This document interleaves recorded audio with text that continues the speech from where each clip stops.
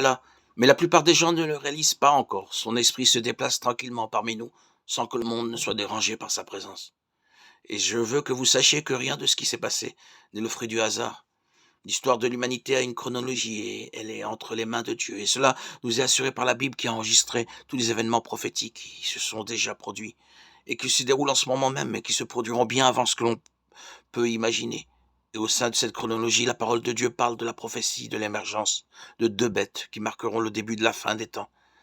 La première d'entre elles qui émergera de la mer avec 7 têtes et 10 cornes est l'Antéchrist. Quant à la deuxième bête qui surgira de la terre et incitera les gens à adorer la première, les trompant par des signes miraculeux, sera le faux prophète. Et je ne sais pas si vous le savez, mais le livre de l'Apocalypse a été écrit par l'apôtre Jean alors qu'il était emprisonné sur l'île de Patmos, en Grèce. Dieu lui a donné la vision des choses qui se produiraient au cours des 7 dernières années avant le retour de Christ et la fin des temps. Et le langage utilisé par le Seigneur dans ce livre de prophétie était un langage symbolique.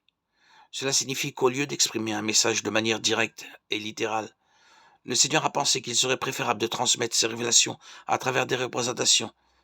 C'est précisément à cause de cela qu'il existe des dizaines d'interprétations sur qui et comment sera l'Antéchrist. Il y a de nombreuses théories et interprétations que différents courants de pensée et même de religion ont sur l'Antéchrist et comment il agira dans les événements qui se produiront peu avant le jugement final.